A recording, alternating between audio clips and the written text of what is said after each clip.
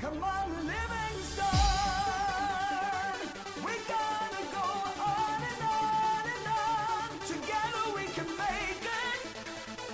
We gotta go on and on and on. Come on, Livingston. Knocks it through. Mullen bursting into the box. Josh Mullen. Together we can make it. Mullen's ball across, it's turned in! It's Pittman who's got it! Livingston leads! Road is long. Now can they get the ball back in? O'Brien. Lead! And Livingston have the lead! Man, can score. If we march together. The full-time whistle blows and David Hayes celebrates! And the Livingston fans join in exultation. Come on, Livingston. Livingston have the lead against Rangers, and they are certainly rising to a few occasions on their return to the top flight in Scotland. Come on, Livingston. We gotta go. Hello and welcome back to Talk Livi, the podcast dedicated to everything Livingston Football Club and Scottish football. My name's Euan, and today, turns out we were a bit short on numbers today, so we had to go to desperate measures and pull somebody out of retirement to come on the podcast. So we have brought back Andrew Semple. Andy, how you doing? Yes, I'm good. The Oracle has returned, some might say. No, it's good to be back. Thank you for having me again. I hope you realise this is a one-off. It is just desperate times call for desperate measures. Nobody wants to talk about a 5-0 defeat, and we know you love a bit of misery, Andrew, so we thought you'd enjoy this game. Yeah, I mean, you know, your followers will go up by the tens after my appearance. So, you know, just watch this space. Or down by the hundreds is what I fully expect. But as always, you can find this episode as well as all our other episodes on your preferred podcast streaming site. Just search for Talk Livi, so follow us or subscribe to ensure that you don't miss another episode. We'll kick this episode off by discussing our heavy defeat at Pittodrie as Aberdeen ran riot against the Lions. Next up, we'll discuss our table-topping women's team as they made it back-to-back wins against Ayr United before looking back at our B team's SPFL trophy defeat to Celtic B. We'll then look ahead to a League Cup last 16 tie as Dundee United make the trip to West Lothian. And I caught up with Hearts TV commentator and Scarves Around the Funnel host Laurie Dunsire to chat about Hearts ahead of their visit to Livi on Saturday.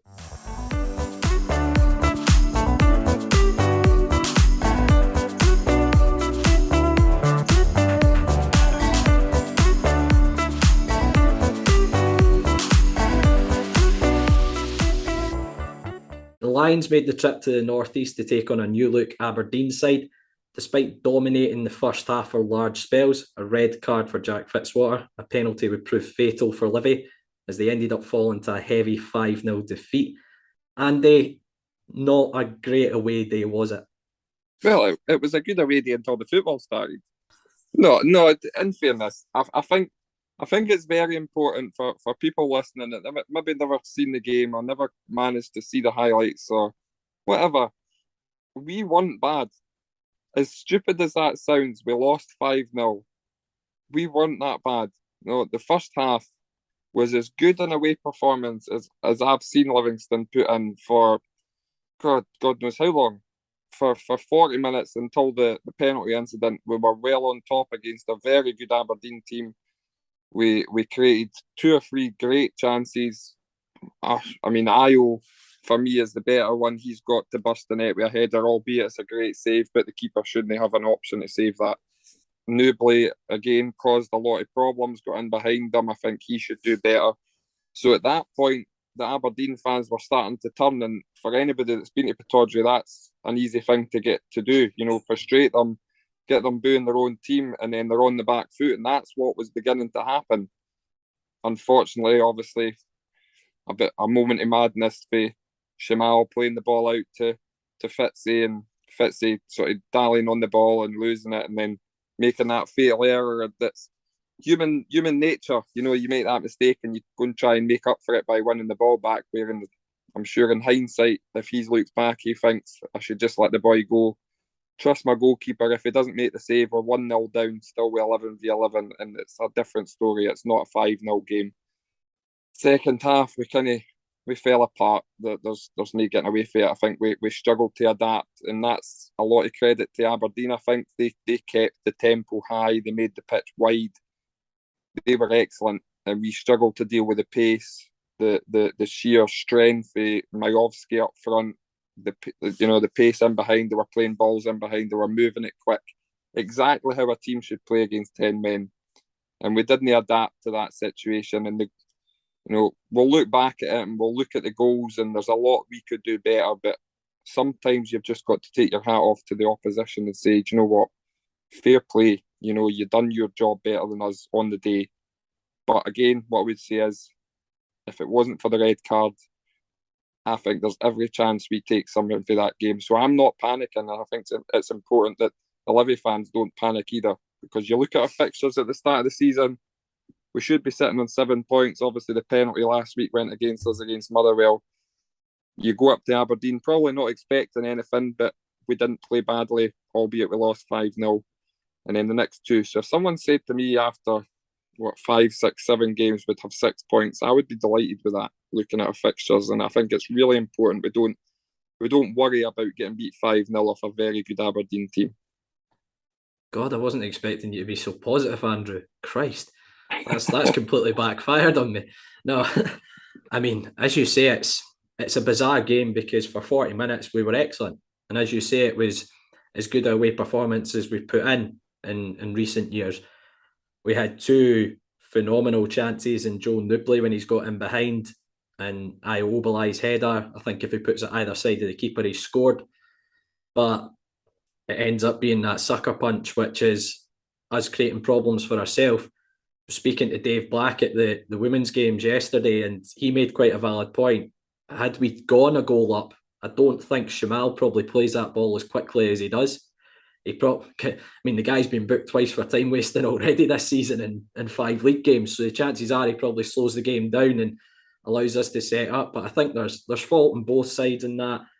Shamal's played the ball probably a bit too quickly, but I think Fitzy's got a multitude of options. He can put it out for a throw, get it down the line, just knock it back into Shamal to go long. There's a variety of options, and I think when he's received the ball, he's almost tried to spin Bazawin, and Bazawin's managed to get a toe on it and nick it. And as you say, in that situation there, hindsight is a great thing. Probably should just let Bazawin go and back his goalkeeper to make the save. And even if he does score, as you say, we're still 11v11 and got every opportunity of getting back in the game. But second half, as you say, once the second went in particular, it was just a bit of a capitulation, which is really unlike us. Don't get me wrong, the finish from McCrory was fantastic, but the clearance initially from Montano, he's cleared it to the edge of the box and given McCrory that opportunity. The penalty, the second penalty, Kinkar, there's really no need to go to ground in that situation. The boy's not going anywhere, he's going wide of the goal. I think it was Duck. The fourth goal from Majowski, it's a simple ball in between the centre halves. I think Io's done a bit of a classic Greg Strong, putting the hand in the air looking for offside. And having spoke to Glenn on red tinted glasses in the preview, he spoke about how Majowski likes to play off the shoulder, and we got a warning earlier on where he had a goal disallowed for offside playing on the shoulder. So that wasn't a big surprise when he got in behind, and he's finished it really well. And the fifth goal is just desperately unlucky. It's a cross, essentially, that's evaded everyone and managed to sneak in at the back post, clipping in and off the post. But yeah, you need to give credit to Aberdeen's second half in terms of the tempo that they played at. They were relentless. It was just wave after wave of attack in the second half. But yeah, it's disappointing from our perspective, because I think that's our second heaviest defeat since winning promotion, the other one being a 6-0 defeat at Celtic Park, and I think the one after that is a 4-0 defeat at Celtic Park, which you fully expect sometimes to get a bit of a hiding when you go away to the Old Firm. But it's bizarre coming away from Pittodrie on Saturday with a 5-0 defeat after that first 40 minutes where we were absolutely dominant. And a number of Aberdeen fans that I spoke to after the game, and certainly listening to Jim Goodwin's comments kind of reflected that as well. It wasn't as one-sided as the scoreline would suggest. It really is frustrating, and looking at the our side of things, you could probably pick a hole in every goal. The first goal's poor decision making. The second goal's a poor clearance. The third goal's a poor decision to go to the ground. The fourth goal is poor defending. The fifth goal, we fail to stop a cross. So from our perspective, there's faults there to be picked at, and I'm sure Davey and Marv and the coaching staff have looked at that, and they've already spoke to the players about these errors that have cost us goals and cost us the game. It's because it has cost us the game. Certainly that moment of madness. We go into the game 0-0, go into half time 0-0. There's no reason why we don't come out the second half and perform exactly the same way and put Aberdeen under a little bit of pressure and frustrate the home fans. And it's like every typical away ground that we go to. You go to these places, the home fans are expectant. They expect to win the game against Livingston. Every game we go to away from home, the home fans expect to win the game. So a lot of our tactic is to frustrate the fans, get the fans on the home side back, and then hit them with a sucker punch. And that's the way it was going. That's exactly the way it was going. And we were playing a lot of good football as well. Let's not forget, we were passing the ball about really nicely on Saturday for 40 minutes. We were passing the ball about. We were moving Aberdeen around. It wasn't just as simple as a long high ball, as much as probably people have looked at the highlights and saw we've put a couple of balls into the box and got chances from it. We created good opportunities to get in behind through good football. And I think that's been a big difference this season in the style of play. I think over the last couple of seasons, we've slowly got away from this long ball tag. And I think even the pundits, Michael Stewart and that, have now started to see this, that we're playing a lot more football. And it is good to see, but we're also a team that we have to be at it every week. And I think Davies said this in the past, we've got to be at it. We can't have 2 or 3 players not playing at 100% because we're not good enough. Simple as that. We're playing against good teams, and if we've got 2 or 3 players off it, we'll all get caught out. And unfortunately, it showed on Saturday. Aberdeen, I predicted them 4th this season. It would not surprise me if they pushed Hearts for 3rd. They've signed a lot of good players. Defensively, they look solid now. Striking wise, they've got a lot of options up front. McCrory in midfield would probably walk into every midfield other than Rangers and Celtic. So they've got a good side. 5-0 is harsh, but I think a few more teams might go up there and struggle and get a bit of a doing if they don't perform. So, like I said earlier, I think it's important we don't overreact to a 5-0 defeat. It's easy to look at a score and overreact and go, God, we're in trouble this season. But take out, I know it's a large proportion of the game, but take out for 40 minutes onwards, we were excellent. And there's still a lot of positives, I think, which is stupid to say. There's a lot of positives to take for a 5-0 defeat, but I think there was, and I'm still confident we're going to have a good season going forward. Now, Davey stuck with the same side that, let's be honest, had a pretty disappointing performance at Motherwell the previous week. Do you think he might be looking to make some changes in the next couple of games? I know one will obviously be enforced with Fitzwater missing the next 3. I think it was good management in a way. You could have had a manager that looked at a performance, made 3 or 4 changes to make a statement, but he's probably said to them in his team talk at Aberdeen, boys, this is your chance to make amends for last week's poor performance. I'm sticking by the same team that was so poor against Motherwell. Go out and prove to me that it was an off day. And again, I hate to keep saying it, but for 40 minutes they did prove that it was an off day. So I get why he stuck to it. I think now there does need to be a couple of changes. Where we make the changes, we're a bit threadbare at the back, let's be honest, with the injuries and suspensions. Now that Fitzy is obviously suspended, I think if Boys was fit, he would have probably went in there, but of course he's not. Kankar, he had a bit of a poor game when he came on in the second half. He struggled to adapt to the situation. Sean Kelly's really the only other option we've got to play in there. I would like to see Penrice back in the side. as much as I'm a big fan of how Montano started this season, I think he was at fault for a goal. I think we need to make changes somewhere. Even up front, I would love Brucey to be fit, because I feel like Newbley has worked up front for a couple of games, but it's not worked for a couple of games as well. I still feel that Newbley's best position is wide. I think we are an ultimate poacher in Brucey up front. I think there's far more options to score goals with balls into the box, albeit he's probably not going to be fit for Wednesday. But we'll see, maybe, but I have my doubts. So it's hard to make these changes. I don't particularly trust Gonsalves up there. I would like to see Josh Millen in. He had a good pre-season. He started well in the Cup, and he's not really been given a sniff since. Now, for our listeners, Andy does have a restraining order against Josh Mullen. This is public knowledge that he stalks Josh Mullen, so that's why he's obviously had to mention him now. Yeah, me and Josh are good pals. Hi, Josh.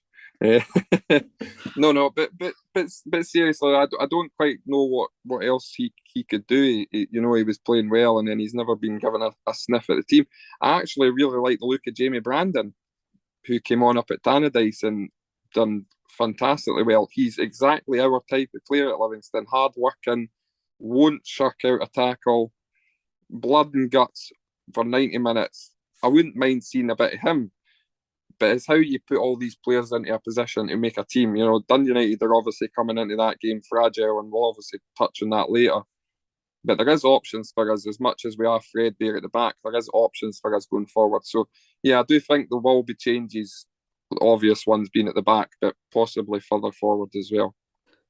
Well, there are still a couple of days prior to the transfer window closing and before the Dundee United game as well. So I know Davy's been saying he's still looking for a forward player, so who knows, he might manage to make some sort of business prior to then. But yeah, I think off the back of those two defeats, in particular the performance at Motherwell, and granted we were down to 10 men for a large proportion of the game, but it will be likely he'll make changes, I reckon, for the Dundee United game. But yeah, I think, as you say, as difficult as it is to say it, there are positives to take from the performance at Pittodrie if you isolate, if you split the game in two, i.e. the 40 minutes and the 50 minutes. The 40 minutes was excellent. The 50 minutes was very poor, but hopefully it doesn't linger on and we can get back to getting some results on the board, and hopefully that starts on Wednesday night with progress in the Cup.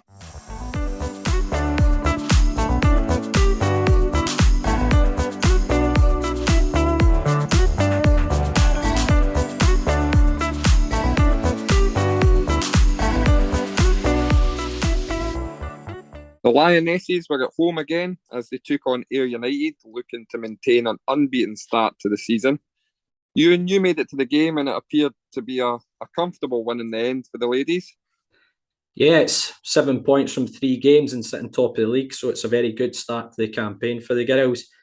It was quite a scrappy game for probably the first 20-25 minutes, I would say. If anything, Ayr United probably edged that first 20-25 minutes, albeit Gemma Mason had a free kick which was saved, and Sharon Hughes-Lee had an effort which hit the post. But Ayr also had a 1v1 which they've sliced wide. They've also had an effort which has hit the bar, but did manage to get in front at half time. It was a superb free kick from Gemma Mason into the box, and Jess Murphy, centre back, doing what she does best when she gets up into forward areas, which is heading the ball into the back of the net. And it was a superb finish, and right on the stroke of half time, because the whistle was blown straight after that. So probably one of the best times to score in a game of football. But I think that settled the girls down, and they really took the game by the scruff of the neck second half, and started to show a little bit more composure on the ball as the game progressed. Nick Sturrock came on, and I think her experience probably helped with that. She was getting the ball down and giving little give and goes here and there in the middle of the park, and they created further chances. Vicky Woods had an effort which has been saved by the keeper. The keeper's actually made 2 or 3 good saves second half. Jen Dodds has had one from close range, which the keeper saved as well. And Ashley Fish had a 1v1, which normally Ashley would tuck away, being top goal scorer last year. But she did get her customary goal. And again, it was a classic Ashley Fish goal. Free kick from the corner of the box. Nick Sturrock's hung it up at the back post, and Ashley's managed to nod it in with about 5 minutes to go. And as I say, it was a very comfortable win in the end. And I think there was a few games last season where the girls dominated large spells of games and dropped points, especially against sides who are probably in and around. They had a game last year against Ayr United, which took a 93rd minute free kick to win it in the end, and they'd literally had one effort on their goal in the entire game. So it's good to see them kind of putting teams to bed and showing that little bit of professionalism in the latter stages of games in terms of finishing teams off. But it's a very good result for them, and it goes into a game next weekend where they play Rossvale, who are second in the league, won 2 of their first 3 games. So it makes for an interesting game along there. Yeah, no, I think it's great to see. I've not managed to get to a game, so I can't really comment on the game. But it was a great result, obviously, against a very good side. I think it's brilliant to see Livingston, developing the women's game. I hate to be the guy who doesn't talk about the game and talks about everything off the park, but it's what I'm going to do because I can't comment on the game. But I think everything that Livingston are doing online with it surrounding the women's team is just brilliant to see. I think was there something like 300 odd at the first home game, which is absolutely 250, which is very good. That's absolutely brilliant. And you're talking about the second division in the women's game there, 250, 300 people at the game. For Livingston to have a women's team and to be developing it through, a youth setup as well, the ultimate goal is obviously getting to the top flight, and they're going about everything the right way. We're signing good players like Walkinshaw, who shouldn't be playing. Let's be honest, she's playing at her local club, and that's why she's playing there, because she's playing for a club that she supports. She's not playing there. She wants the club to develop and become her vision, and her ambition is to play for Livingston in the top flight. And I think everything that club's doing just now off the park is going to get that to happen. And I think it's good that the players are seeing that and willing to come and take that chance at Livingston, to go about it that way. I think it's great to see. And the fans, obviously, Livingston is all about community, and the community is everyone. And that's women's football, men's football, even the boys' youth development that's came back. It's brilliant to see. It's going to get families more invested in the football club. The football club has came on leaps and bounds, and the women's side of things is clearly developing and becoming better, not just at Livingston, but across the entire country, Scotland, but across the UK. I hate to say it, but you look at the English side who just won the Euros. That's going to be an inspiration for all the young girls out there who want to play football or wanted to play football but didn't feel like they fitted in. Livingston are providing that opportunity for these girls to fit in, play football, develop and become top players. And that's what we want to see at the football club at Livingston. It's brilliant to see, in my opinion, and I will get along to games. I've just not had the chance to do it yet, and I look forward to seeing how good the players are becoming. Saturday, you managed to get a double header if you were able to get down to the stadium earlier. The development side were playing as well, and they had a comfortable 4-0 victory in the end against Motherwell. So there's a good opportunity on a Sunday to go down and watch the girls when they are at home, especially because I appreciate not everyone can make the long distance trips to the likes of Pittodrie, and I realise it's quite expensive to follow the men's team at times, and that's a good opportunity. It's £3. It's free for under 16s to go. So if you are at a loose end on a Sunday and the girls are at home, go down, give them a bit of support. They've got a very, very good chance, I reckon, this year of going for promotion, which would be fantastic, given it's really their second full season as Livingston FC. So that would be a fantastic achievement if they could manage that. But there was also some other action which you were able to see, Andy, which was our B team. They were playing over at Airdrie against Celtic. Very bizarre hearing Celtic songs in Airdrie for a start, but they ended up falling a 3-0 defeat. But they didn't let themselves down, did they? The boys done excellent. To even be at that stage of that competition, I don't think was spoken about enough. And we had the pleasure of speaking to Nicky Devlin at half-time in that game, and he made a really good point that people from the outside probably looked at Livingston B team like any other B team, that it was a developed side, a lot of youth good youth players, etc., etc. And it wasn't a surprise that we beat Bonnyrigg to start with. That was an incredibly massive result for the B team. Now, you're talking about boys who had barely even trained together, taking on a team who are playing men's football, have been playing men's football for years, just got promoted, riding high in League Two. That was an incredible result that night. So to even be playing against Celtic at Airdrie was an unbelievable achievement. Celtic were just a step too far. Clearly they are a developed side and a developed youth side. And again, we made the point on Wednesday that this team are playing in the Lowland League. They're playing men's football every week. Our guys have trained a couple of times. They've played 2 games, including the Celtic one. It was hard for our boys, and they did not disgrace themselves. There was 2 or 3 good standouts. I never felt like we were in the game. I felt sorry for the young boy up front. I think it was the laddie Stenhouse. It was like a tall, dangly teenager versus 2 muscly, grown men at the back. It was just ridiculous. They were utterly enormous. The 2 centre-halves, weren't they? It was just ridiculous. I felt so sorry for him because any time he did get the chance to run at them, not once did I feel he was going to get away from them or get round them because we're just that big, that strong, and typical. Celtic are obviously a great team. They're a massive club, and at every level of the game in this country, they're going to have the best players. And same with Rangers. That's not just Celtic. Celtic and Rangers, they're going to have the best players at these youth levels.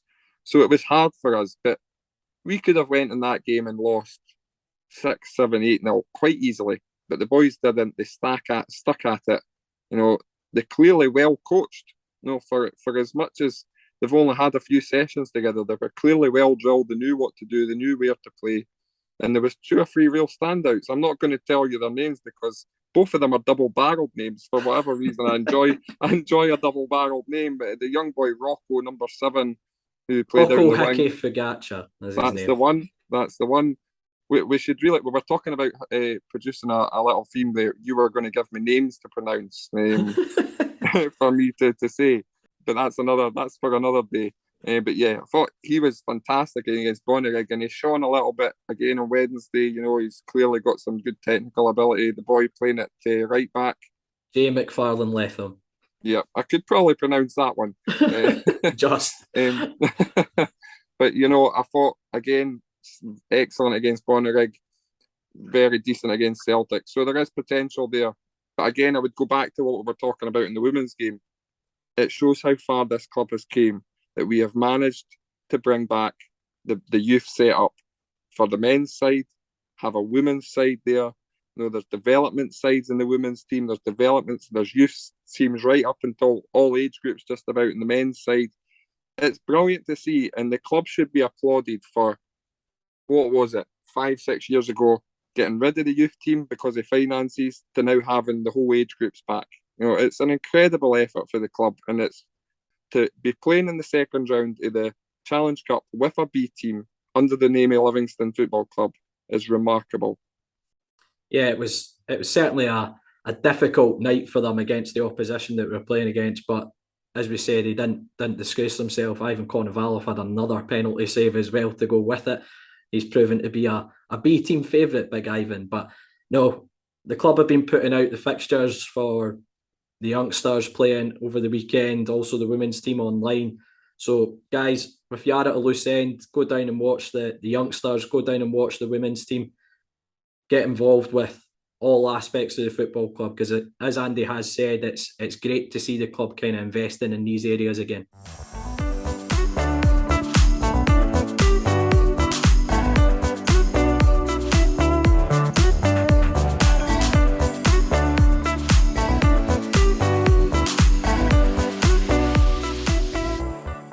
Next up for Livy, Dundee United visit the Tony Mac as the Lions look to make it to the last 8 of the League Cup for the 5th time in 6 seasons. Andy, how are you feeling ahead of this one? Weird. Weird would be the word. I don't know how to look ahead to this game because, as we've just spraffed on, we played well against Aberdeen and lost 5-0. Dundee United have been honking all season. just lost 9-0 against Celtic, which is an absolute shocker. So this has got 1-0 Dundee United written all over it. No, but seriously, I think it's a massive game for both clubs. I think if Dundee United lose, I mean, I'm shocked that even now Jack Ross is still in a job, but I think if we beat them on Wednesday, that could be the end of his tenure at Dundee United. But from our perspective, I think it's a massive game just to get that little bit of confidence back that we had a couple of weeks ago. We've obviously came off the back of a couple of defeats without scoring, 6 goals conceded. So I think it's a vitally important game for both clubs. But from our perspective, it's huge to get that confidence back. And I think we're playing against a vulnerable team. If we go out, start quickly, get a goal quickly, that'll put them on the back foot. And I think we would then go and see out the game. We would gain that little bit of confidence. We're already putting a vulnerable team under pressure, trying to come back for a goal down. As much as they've signed well, again, I had this discussion with Bruni at the start of the season. As much as they've signed well in Fletcher and obviously the boy Levitt, I didn't see Fletcher going in there and scoring a lot of goals. And so far, it's kind of proved that way. He's winning a lot of headers, he's winning a lot of flick-ons, but Dundee United haven't got a lot beyond him. And that's where the problems lie. They're not defending well, and they're not getting anyone anywhere near enough players in the box to score goals. And that's that is a lot of problems. You're not defending well, you're not scoring goals. That's inevitably going to lose you games, and lose you games big style. Celtic showed their vulnerability massively. They got wide, they put balls into the box, they put that defence under pressure. And I think we've got players that can do the same. Probably not a 9-0. I was about to say, you've got us competing with Celtic now. We've got players that can do the same as what Celtic can do. Probably not 9-0, but there is opportunities there for us to go and make amends for the last 2 results. And I think we can do that. But it's just a weird feeling going into the game after a back-to-back defeat, but playing against a team that just lost 9-0. It's got inevitability written all over it that a 1-0 Dundee United win. That's why I'm a bit anxious about the game. Yeah, it's a really strange one looking at it. I think we have started the demise of Dundee United this season after their high of beating Alkmaar. I think pretty much everyone in Scottish football probably looked at the back of that and thought, Dundee United look like they might have a decent season, and they have capitulated since we beat them at Tannadice that Sunday. They've then had the 7-0 away in Holland. They've lost heavily at Tynecastle 4-1. They've been thumped at home 3-0 by St Mirren, and then, as you mentioned, the 9-0 against Celtic. Again, I was speaking to Dave Black about it, and I think he made a very valid point that had Dundee United conceded 10, I almost feel like that would have been the nail in Jack Ross's coffin, a 10-0. I almost feel like that one goal might have given them Wednesday night. But who knows? We could be the team that gets Jack Ross sacked twice in a year in a midweek game at the Tony Mac. Who knows? If we were to get the result, everyone knows my thoughts on Jack Ross. But yeah, it's a very difficult game, because if you're a Dundee United player off the back of a 9-0, you're going to want to come out and have a point to prove. But as you say, they're also very vulnerable at this moment in time, in that if we could go a goal up in, say, the first 15 minutes, Dundee United players could be looking, no, not again, thinking about the headlines in the press tomorrow. And it's a very strange game, but it'll be worth it if we manage to get that quarter-final tie away at Ibrox, which we'll inevitably get. We get every year, just about. So, yeah, it's a big opportunity for the football club. Obviously, financially, every round that we can make it through is beneficial to the club going forward. But when the draw was made and we got Dundee United having finished second in our group unseeded, I was quietly confident, given our record against Dundee United in recent times. Obviously took 7 points from 3 games against them last year. I've already beaten them this year now as well. I've got confidence that we have the ability to go and beat them, but it's just interesting to see how Dundee United come out and respond, because you expect them to probably show a little bit about them after a performance and result like that against Celtic. You fully expect them as professionals to come out and show a bit. Yeah, you do, but again, there's I keep using the word vulnerability. They came out in the first 5 minutes against Celtic with a point to prove, and Celtic absolutely steamrolled them after that. I think they'd probably do the same against us. They'll come out all guns blazing in the first 5 minutes, and if we can steady that ship, hold our own, and then take control of the game, I think you could find that Dundee United fans that do travel, there might not be as many as what there would have been, could become toxic against their own players and their own manager and their own boardroom. And that'll be down to us. If we can play to our ability, I think it's really important that we look after ourselves in this game and forget the whole circus around Jack Ross and what happened to Dundee United at the weekend. I know we've just spent 5 minutes talking about it, but I think it's important for the players and the managers to look after ourselves and forget about the circus, and because there'll be undoubtedly the media will be keeping an eye on that situation with Jack Ross, and they'll be waiting for us to beat them. Media will be waiting for us to beat them so that they can get all in on Jack Ross and find out, you're resigning, you're getting sacked, etc., etc. But we need to come away from that, look after ourselves, play to our ability, and go and win the game. Because as you say, it's a good opportunity for us. It's a good draw in the cup, and there's a couple of ties there that if we're lucky in the next round, I know you said Ibrox away, which is the usual draw, but there is a couple of ties there that you would fancy your chances again. And I think there's a couple of all championship ties or something like around that sort of. So there is an opportunity there to draw another good tight team in the last 8 and get another trip to Hampden, and then you're only one game away for the final again. So it's a vital game for us financially, you're right, but I think for confidence as well, because we then go into a game against Hearts on Saturday at home, and it sounds weird, but I'm more confident for that game because it's the type of game that we will show up for, and it's a home game.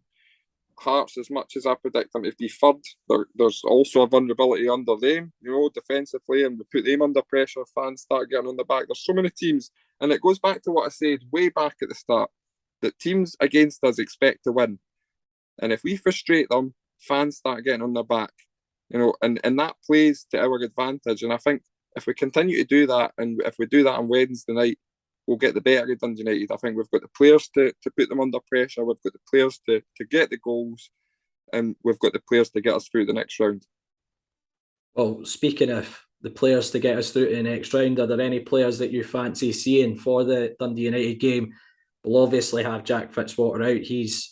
Was regardless going to be suspended for the game on Wednesday night because he picked up 2 yellows in the group stage. We'll obviously miss the next 2 league games as well after his red card. Dylan Bahambula should be available after suspension, so he'll come back into the side, or certainly into the squad. Anyone in particular you'd like to see?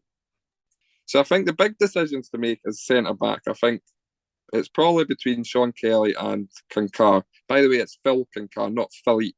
That really drives me insane. No, he's Philippe on the podcast now.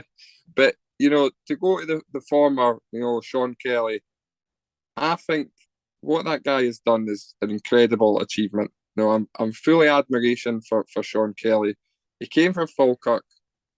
Falkirk fans absolutely lambasted that signing. He wasn't good enough for League One for Falkirk. He was dreadful. And for the first 6 months of his time at Livingston, he did struggle. Let's admit it, he did struggle, and he probably would hold his hands up as well. But what he's done for himself to get himself as fit as he is, he's probably one of the fittest guys at the club now. He's running the show in the midfield. He's been absolutely fantastic. He's like a new signing. I'm fully admiration for where he's came from and what he's doing now. So fair play to Sean. The other one is obviously Kinkar.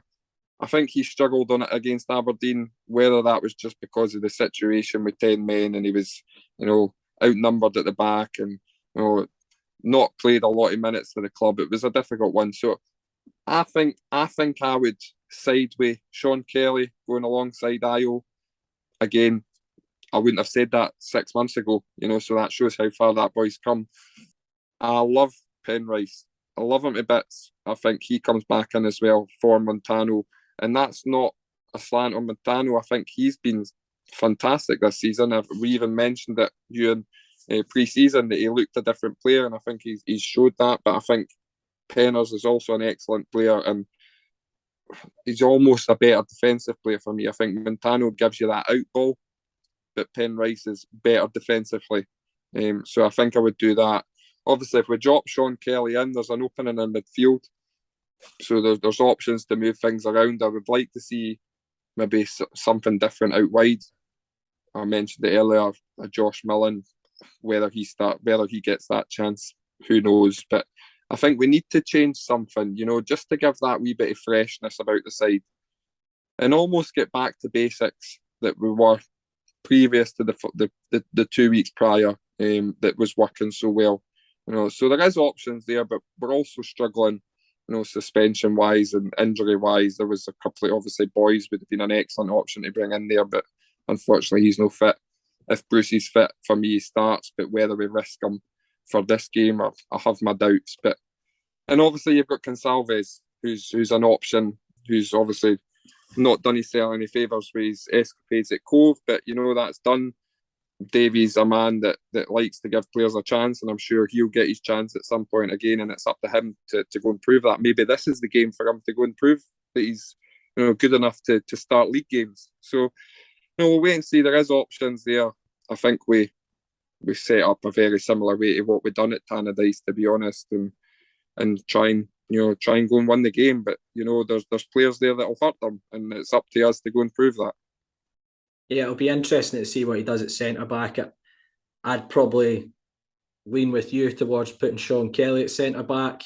Left footer probably adds a little bit of balance there as well in terms of centre back pairing, and he's been very consistent. And I think Sean's that type of player that can fill in a number of positions, a very typical kind of Livingston player. Could play centre back, could play left back, and he's obviously become a superb holding midfielder for us in recent months. So that, as you say, it opens up that midfield. Is it an option to drop Pittman back in one, to have Omionga, Holt and Pittman as your three? And then the options probably in the wide areas. Again, you've talked about maybe putting Penrice in at left back. It might open up an opportunity for Montano to go further forward as an option. There's also Bahimbula, who I think in the snippets that I've seen from him offers something a little bit different in terms of maybe taking a man on, a little bit of creativity.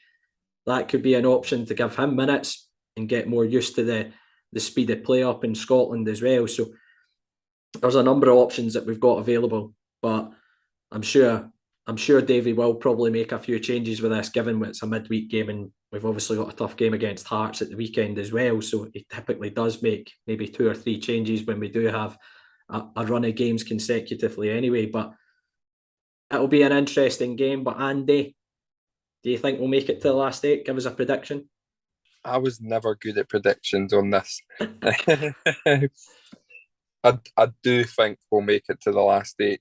Just with everything that's been going on, our record against Dundee United, I think we'll be out to go and prove a point, more so than Dundee United. 2-0 Livingston. 2-0 Livy. I'm going to go 2-1 Livy. I'm going to go 2-1. And that'll be a lovely trip to Ibrox again in the last 8 of the League Cup, where we'll go and cause a massive upset, which will be even better when we get to Hampden. I can't wait for it, Andy. I can't wait.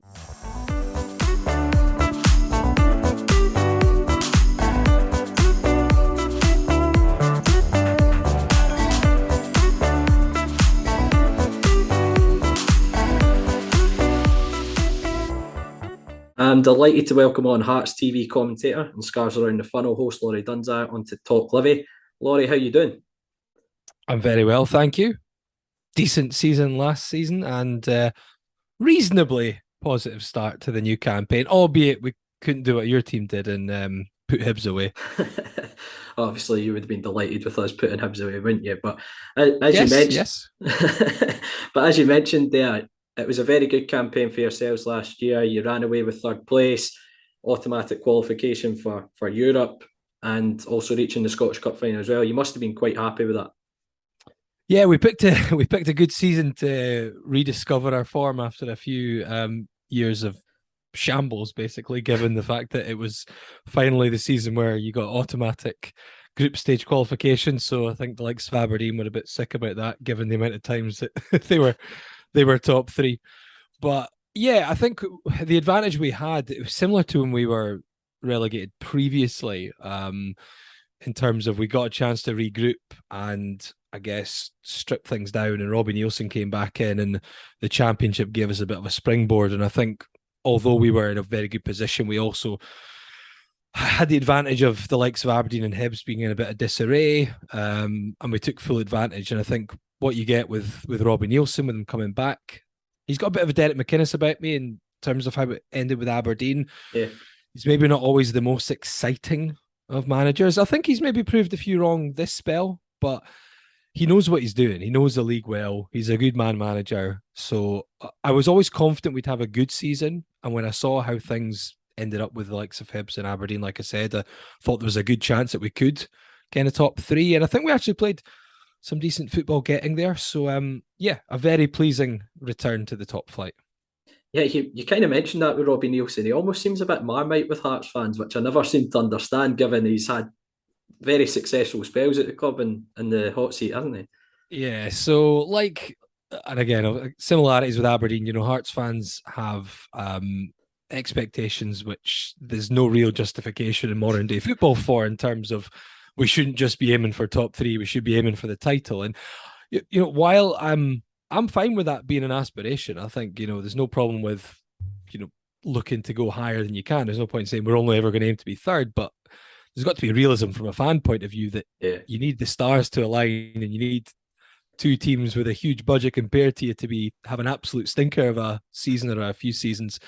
So I think they don't see Robbie Neilson ever carrying us beyond where we've been. But I mean, you know, we've not won the league title in 60 years or something. So it's not like there's any recent history to go by.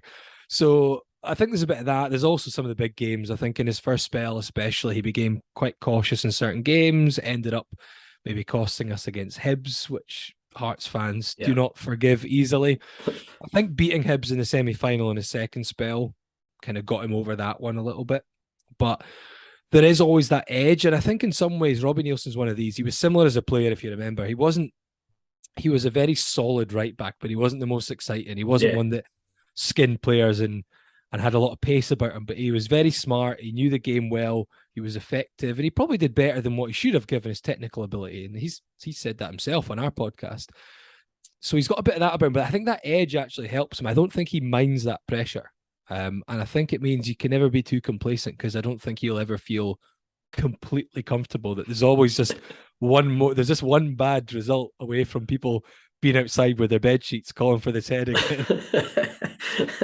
Well, there's been a lot of new arrivals in at Hearts over the course of the summer as well, including one that we know on our podcast very well, Alan Forrest. What have you made so far of the new faces, and kind of in particular, Alan? I've been pleased with the business thing.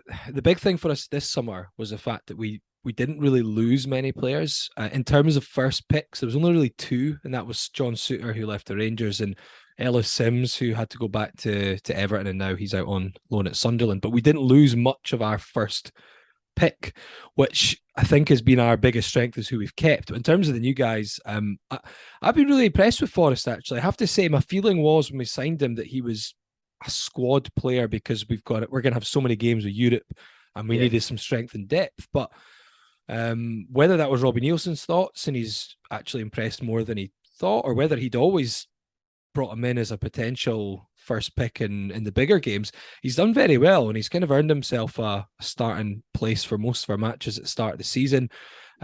Something that we've been missing. We've got a few of these players that just haven't quite done it properly, in terms of Gary Mackay-Steven, Josh Ginnelly. They've shown flashes, but they'll drift in and out of games. You know, it's early days for Forrest. Maybe he will eventually go into that bracket, but I think he's been very direct. I think with Hearts, maybe he's been given a lot more encouragement to attack and play a bit freely, because we all get the wing backs pushing forward, so he can kind of cut in and become that inverted forward number 10. And I know he did play that role for you guys quite a bit as well. But we've been on the front foot quite a lot, especially at home.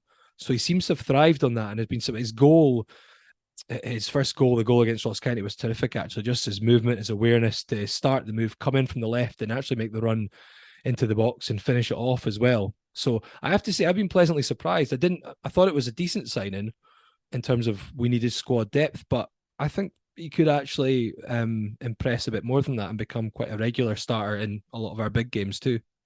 Yeah, he was a big fan's favourite, especially last year with ourselves. And as you mentioned, Hearts are going to probably be on the front foot a little bit more than we typically are. So it might almost suit Alan a little bit more going to a club like Hearts, where he's, his natural game is playing on the front foot and being direct. But as you kind of touched on earlier on, Laurie, it's been a solid start to the season for yourselves. 10 points from your opening 5 league games. Unfortunately, did miss out on Europa League football with the defeat to Zurich.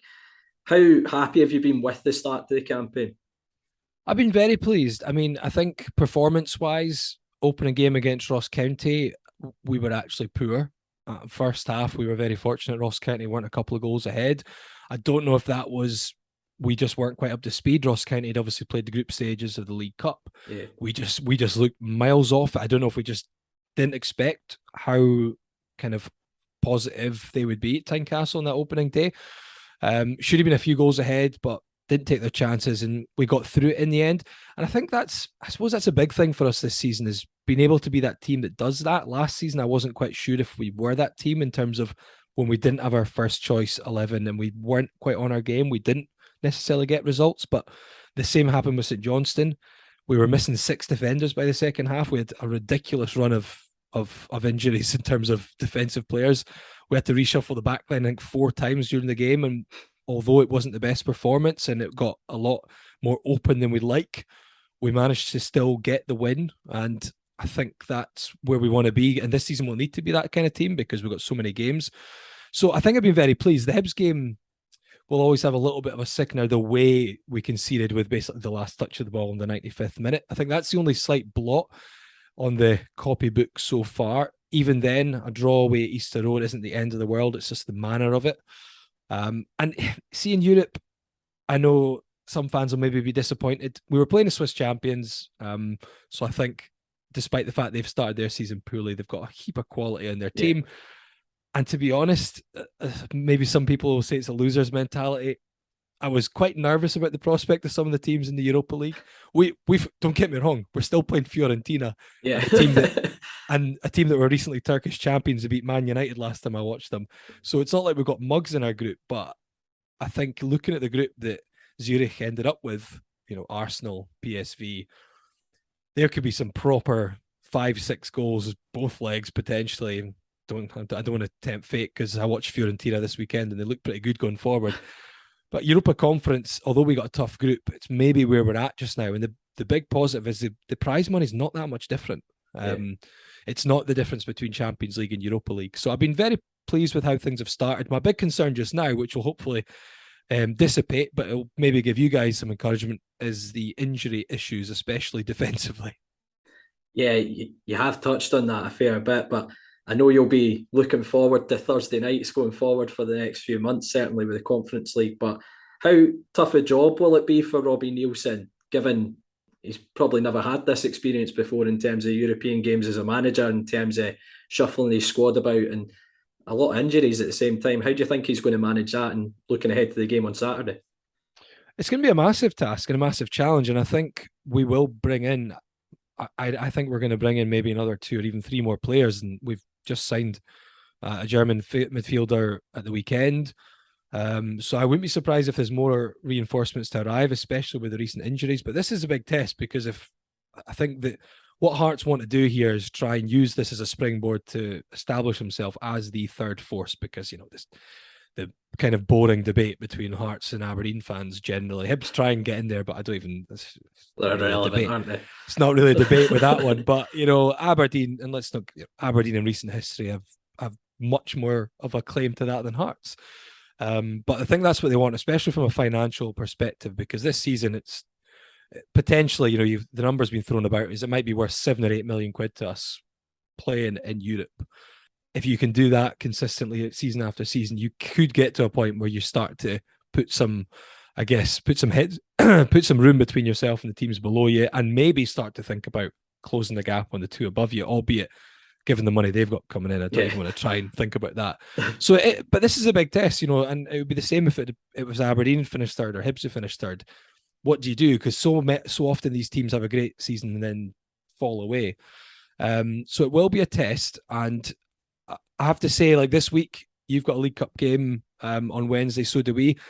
Normally, I really don't like when we treat the League Cup with a little bit of disdain and put out reserves, but I think this season I'll accept it because I think we're going to have six more European games at least. Wednesday against Kilmarnock, we were kind of walking wounded after St Johnstone. We've got Saturday against yourselves.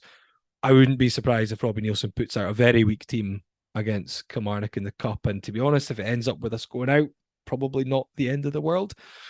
But I guess the big problem as well our big challenge will be the likes of Livingston on Saturday, or like I know we got Pittodrie after we play in Florence. These are games that they should be thinking, or at least I would if I was on the other side. Yeah. We need to take advantage of them. They're going to be leggy. Maybe they're off the back of a hard game and a big defeat. Take advantage of that. So I think we're going to have to deal with that, and that's just how it is. But yeah, at this point, it's hard to tell how it'll go over the season because it's new ground for us. Yeah. And what do you reckon we can expect from Hearts in terms of maybe their shape when they come to play Livy? And I know it's probably difficult to predict the personnel with the number of games and injuries that you've got just now, but any ideas on who you would maybe fancy seeing in the team? Yeah, it is very tricky because Craig Halkett went off in the first leg in Switzerland, and we don't know exactly how long he's out for. I think he'll miss this weekend, but it might be the game after that he's back. Kai Rolls went down at the time of recording this. We don't know. Possibly a metatarsal, but they say they just don't know if it's minor or if it's going to be. That was with the goal, wasn't it? That was with a goal when he kind of fell awkwardly with McGowan. We don't know what's happening with Stephen Kingsley yet. That wasn't even confirmed. It wasn't sure if he would even be available at the weekend just past. So there's a lot of ifs, buts, and maybes. We've played back four more than a three this season, but Robbie does still like to use the three. He started with it at the weekend. We had to shift to a four in the second half and we looked reasonably steady. I would hope he would go with a four. Now, I think back to the first trip to Livingston last season where there was a spell in the first half where we made you look like Barcelona.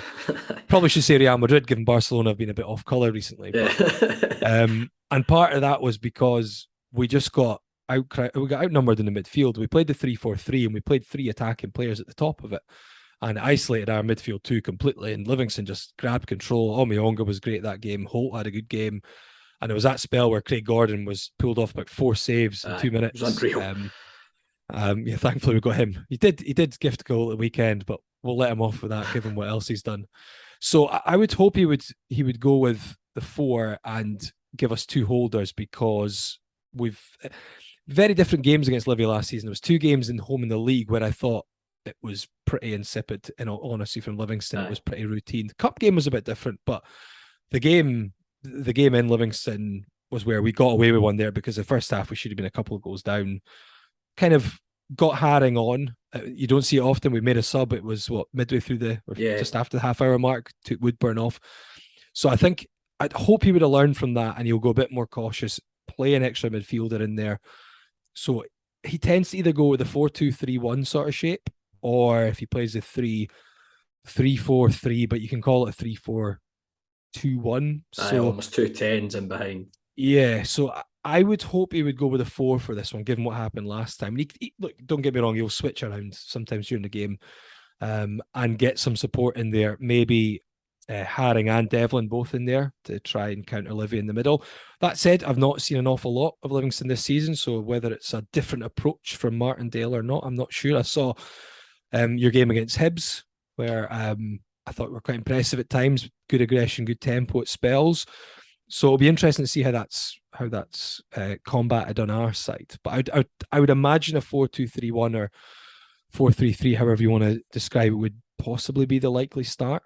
But if everyone's fit defensively, you never know. He might go with his 3 again.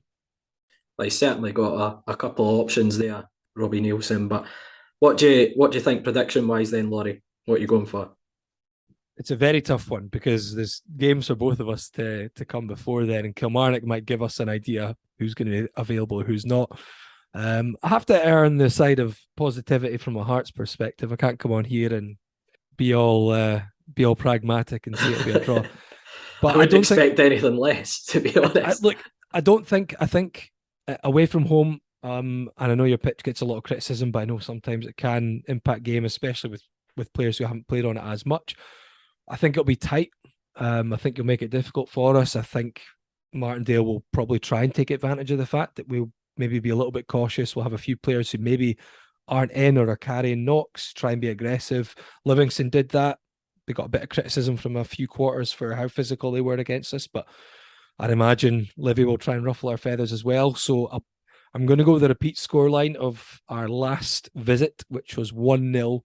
Won't be the prettiest, but we'll dig in and hopefully Barry Mackay will maybe dig us out with a bit of quality. Well, I really do hope you're wrong, to be honest. I hope it's more like the 5-0. I wouldn't expect you to. I hope it's more along the lines of the 5-0 that we had a few years back.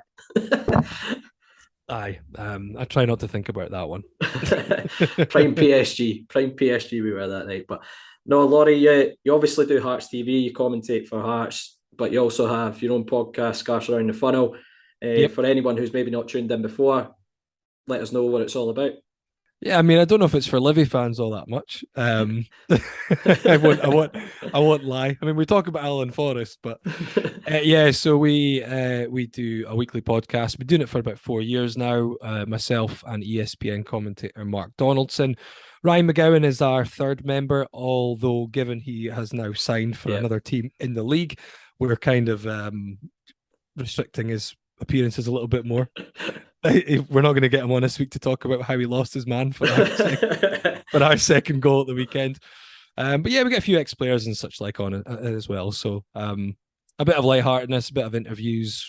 And yeah, if any Livy fans want to hear about Hearts, they can come along. But I won't be offended if everyone listening goes, fuck off, I don't want to listen to that. Well, I encourage you to tune into it because the guys are very good with what they do on the podcast. But no, Laurie, thank you very much for coming on. It's much appreciated, and best of luck for the rest of the season, and enjoy the Thursday nights. Aye, cheers, you, and good luck on your game on Wednesday in the League Cup. But yeah, none of that luck on Saturday, of course.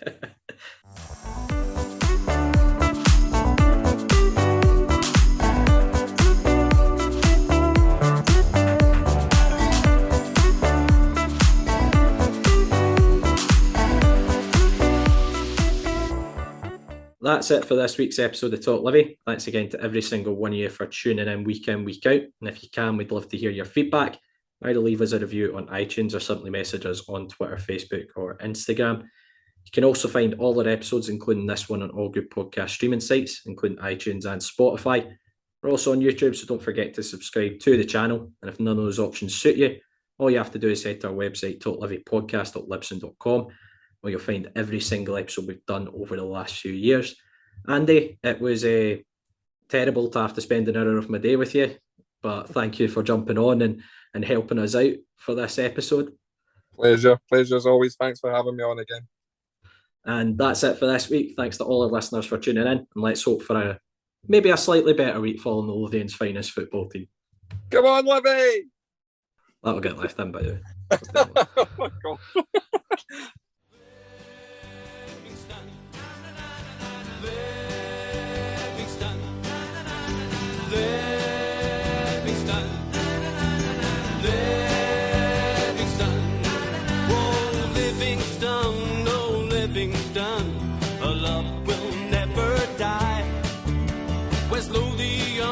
West Lothian is our battle cry. This is the place from which we hail. Livingston, oh Livingston, it's up to Amberville. Livingston, Livingston, Livingston, oh Livingston, oh Livingston, we love it when you score. Livingston, oh Livingston, the Amberville Lions roar. Livingston, oh Livingston, we realize our vision. Livingston, oh Livingston, into the Premier Division. Livingston.